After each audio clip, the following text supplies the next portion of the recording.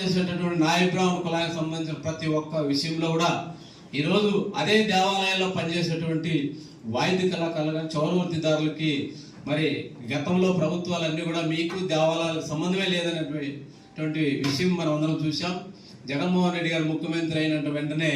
ఈ దేవాలయాల్లో పనిచేసే చౌరవర్తిదారులు అందరూ కూడా గుడిలో భాగస్వాములు చేసి దేవస్థాన ఉద్యోగులుగా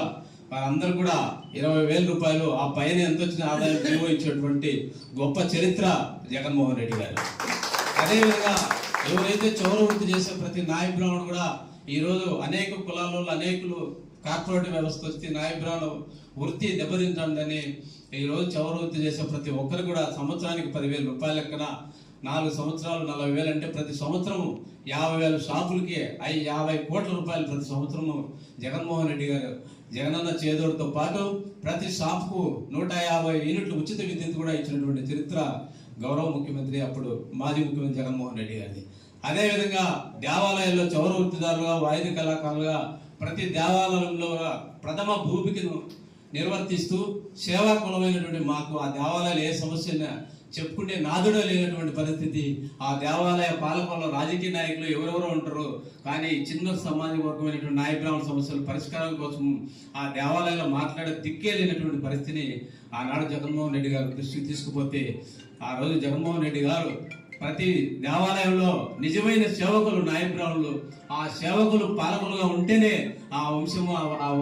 సామాజిక వర్గం అభివృద్ధి చెందుతుందని సేవకులుగా ఉన్నటువంటి నాయ బ్రాహ్మణులు పాలకులు చేసి తిరుమల తిరుపతితో పాటు ఈ రాష్ట్రంలోని 1150 దేవాలయాల్లో పాలకవర్గాలు ఇస్తూ చట్టం చేసి గవర్నర్ ద్వారా రాజ్యాంగ చట్టం చేసి మనందరికి కూడా అంబేద్కర్ల రిజర్వేషన్ కల్పించినటువంటి మహోన్నత వ్యక్తి. ఎందుకంటే ఈ రోజు తెలుగుదేశం పార్టీలో కూడా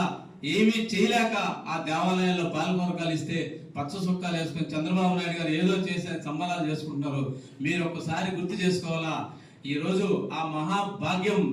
ఆ అంబేద్కర్ల అవకాశం కల్పించి ఏ ప్రభుత్వం వచ్చినా తీసేయలేని పద్ధతిలో గవర్నర్ ద్వారా ఆర్డినెన్స్ ఇచ్చి ఒక చట్టం చేసినటువంటి వ్యక్తి నాయ బ్రాహ్మణ పాలకులు చేసినటువంటి వ్యక్తి జగన్మోహన్ రెడ్డి గారు. ఎవరైనా సరే ఏ పాలకవర్గంలో కూడా పదవి తీసుకునేటప్పుడు మొట్టమొదట జగన్మోహన్ రెడ్డి గారిని గుర్తు చేసుకొని ఆ పాలకవర్గం తీసుకునే పరిస్థితి ఈ రాష్ట్రంలో వచ్చిందని అంత నాయ బ్రాహ్మణులకు చేసినటువంటి వ్యక్తి జగన్మోహన్ రెడ్డి గారు. మరి ఈ రోజు 1.5 సంవత్సరం ప్రభుత్వం దాటినా ఆ జీవోలనే మేము 20,000 రూపాయలు 48 దేవాలయాల్లో పనిచేసిన నాయ బ్రాహ్మణ సోదరులకి 20,000 రూపాయలు పెంచితే 25,000 పర్మనెంట్ చేస్తాం.